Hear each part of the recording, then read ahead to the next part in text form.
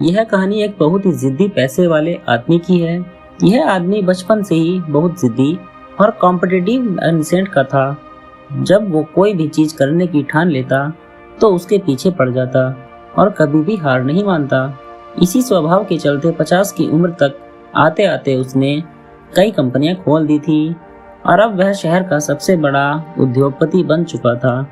उसकी कंपनियों में हजारों लोग काम करते थे। यह उद्योगपति एक दिन अपनी गाड़ी में सफर कर रहा था।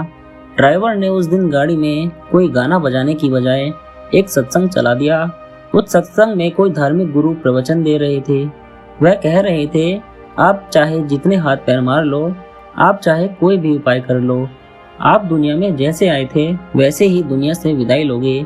गुरु ने इस बात को गहराई से समझाते हुए कहा कि आपने जिंदगी भर जो भी कमाया है या जिसके लिए आपने अपनी पूरी जिंदगी खपा दी है, चाहे वह घर हो, धन हो, शोहरत हो या कुछ भी, वह सब आप अपने साथ कभी नहीं ले जा पाएंगे। अपने स्वभाव के अनुसार व्यापारी इस धर्मगुरु के बोलने को एक चुनौती की तरह स्वीकार कर लेता है। व्यापारी ठान लेता है कि वह इस धर्मगुरु के शब्दों को गलत साबित कर देगा। वह कुछ ऐसा करेगा कि वह अपना कमाया हुआ धन मरने के बाद भी अपने साथ लेकर जाएगा। उस दिन से उद्योगपति दिन रात यही सोचने में लग जाता है कि वह क्या करे जिससे वह इस चुनौती को जीत पाए।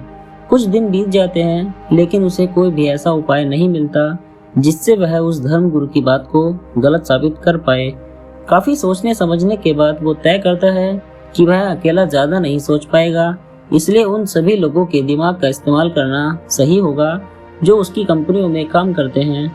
एक दिन वह अपने सभी कर्मचारियों को एक जगह एकत्रित करता है और यह अनाउंस करता है कि जो भी उसे मरने के बाद पैसा अपने साथ कैसे लेकर जाना है, इसके लिए कोई आइडिया देगा, वह उस व्यक्ति को 1 करोड़ रुपया देगा। उद्योगपति की ऐसी अनाउंसमेंट सुनकर लोग कानाफूसी करने लगते हैं। कई लोग इसका एक मजाक समझते हैं और कई लोग सोचते हैं कि उद्योगपति का दिमाग खराब हो गया है, उसका मानसिक संतुलन बिगड़ गया है। उस दिन उद्योगपति वापस अपने घर चला जाता है। 1 हफ्ता बीत जाने पर भी जब कोई भी उसे कोई आइडिया देने के लिए नहीं आता है तो वह फिर से एक बार सभी को इकट्ठा करता है और इस बार आइडिया देने वाले को 5 करोड़ देने का वादा करता है। अब की बार यह बात उसके कर्मचारियों तक न सीमित रहकर पूरे शहर में फैल जाती है। अगले दिन एक अनजान आदमी उस उद्योगपति के घर पहुंच जाता है। वह कहता है कि मैं आपको वही आइडिया देने वाला हूं जो आप चाहते हैं, लेकिन उसके लिए मेरे कुछ सवालों के जवाब आपको देने होंगे।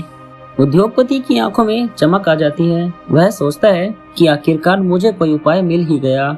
उद्योगपति उस आदमी से कहता है, पूछो, तुम्हें जो पूछना है। आदमी उद्योगपति से पूछता है कि क्या आप अभी अमेरिका गए हैं? उद्योगपति कहता है, हाँ, कई बार।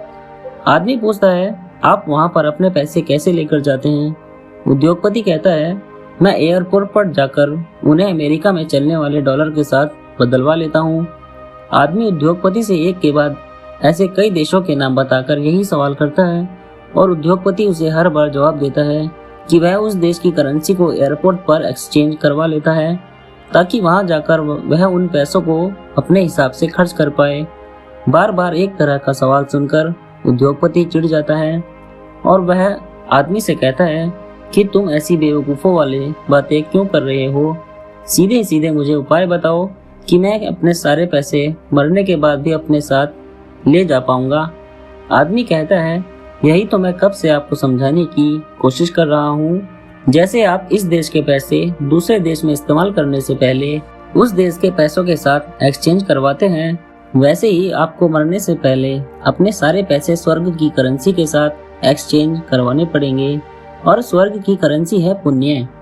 आप अपने पैसों का इस्तेमाल ऐसे कामों में कीजिए जिनसे पुण्य मिलता है। बस यही एक तरीका है जिससे आप अपना कमाया सारा धन अपने साथ मरने के बाद भी ले जा सकते हैं। उद्योगपति को उस आदमी की बात समझ में आ जाती है। वह उसे उसके हिस्से का इनाम देता है और अपना बाकी का सारा जीवन दान, धर्म और गरीब लोगों की सेवा में लगा देता है। दोस्तों, आपको ये कहानी कैसी लगी हमें कमेंट करके जरूर बताएं और इसी तरह की कहानी सुनने के लिए हमारा चैनल कहानियों की लाइब्रेरी को जरूर सब्सक्राइब करें। फिर मिलेंगे एक और कहानी में। धन्यवाद।